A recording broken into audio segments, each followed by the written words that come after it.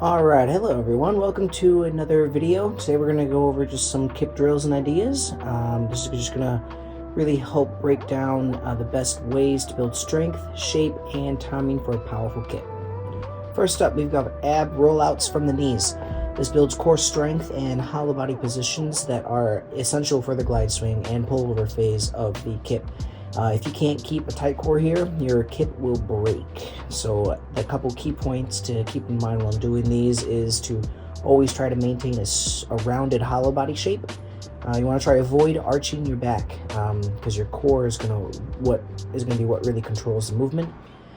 This also teaches like the lat activation, so it kind of helps keep pressure on the bar. Second one is a pike forward roll down a cheese mat. This is really key in helping the shoulders lean forward, just like in the kip. So again, the shoulders stay in front of the hands, the legs are straight to reinforce that proper kipping technique, and helps the gymnast feel the hip rise and shoulder lean at the end of the skill. Kind of the same idea here with the floor bar. Just again, really good to lean the shoulders forward. Again, just the leaning motion of the kip is really what we're going to try to go for here. All right, banded pull downs.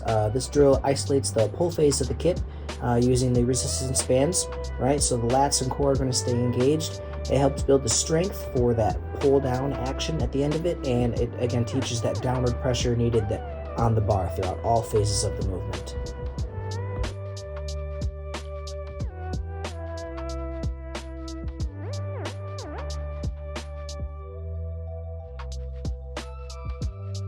Okay, next is the candlestick extensions with a pool noodle. This just kind of breaks down the kip into some phases: the glide, the pull, and then the finish phase. It maintains a straight hollow body position, keeps the toes moving up, not just back, and it reinforces the explosive hip extension needed to make a kip happen. This is one of my favorites, the candlestick extensions with a slider on the wall. It adds resistance, forcing the gymnast to drive their toes to the ceiling, just like the end of the phase of the kip. It forces the toe lift and the hip extension, and helps the gymnast kind of feel the final finish of the kip or what leads into that. Kip trainer, if you have one, use it. This lets gymnasts kind of feel the full motion with assistance, building the correct movement pattern. I really like it because it helps kind of emphasize the ending push down phase of that and finishes the gymnast kind of on top of the bar in that support phase. Butt bounces is a great way to kind of help that straight arm pull down strength. It just builds aggressive pull down power, and that's really going to help the gymnast finish the kip when it comes to putting it together. Another thing that's going to help the gymnast kind of understand that downward pressure on the bar is support hold push downs, right? So they could make it a fun game, so you could push down more and try to push all the way up past their knees, all the way to their shins, to their feet, and then they fall forward and dump onto a mat.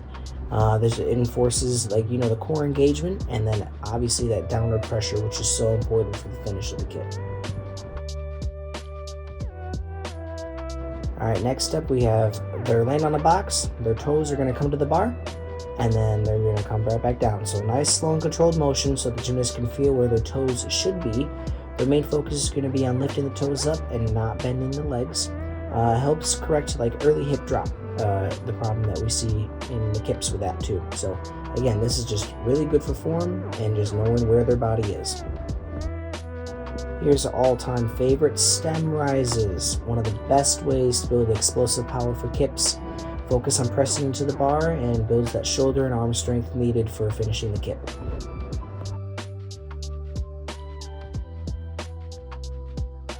Alright, next up is when they lay on the box, they bring their feet to the bar, right, kind of hold it there, and then extend back to the box. This builds the transition strength needed for a smooth kip, right? So when they bring their feet to the bar, they need to feel the stretch and then the snap part of it, right? It works shoulder flexibility and of course the lat power needed to actually keep their legs there. It's not just core, it's not just legs, it's their lats going to be engaging, holding the toes there, and then that extension out also helps kind of with their end of the glide swing feeling. Some exercises you could do for muscle engagement or muscle building is just obviously some leg lifts and flutter kicks. It strengthens the hip flexors and lower abs and improves endurance for multiple kips down the line. Okay, so multiple glide swings in a row helps the gymnast develop a rhythm and the proper form of a glide swing. Really focusing on a hollow body position when they're in there. Try not to let the legs bend, and we're trying not to let the legs drop at all. And if they're struggling with a glide swing, putting them with the barrel is great too, just with a really big emphasis on a rounded back shape. It keeps the lower back rounded, and it helps the gymnast maintain like a tight form without using all the muscle in the world. They can really just focus on what the form is supposed to be like in that glide swing. Okay, so from the support hold, they're going to drop and hold their toes to the bar. This is a great strength drill to reinforce the finishing position of the kip. Strengthens like the core and the leg muscles needed to hold it up. It helps the gymnast stay tight while in motion too, right? So it's just going to be a lot better for them to kind of feel this is where we're going to finish, and we're going to come from there, the bottom of it. And lastly is a glide swing to a box and freezing at the top of it for just making sure the extension and the form looks good, right? It helps the gymnast control the glide swing and hit the right positions. It improves the form and extension and helps correct the cutoff glide swings that you sometimes see. These drills will build the strength, shaping, and technique needed for a strong, consistent kip. If you found this helpful, drop a like, subscribe, and let me know what drill you're trying first. See you guys in the next video. Let's get it.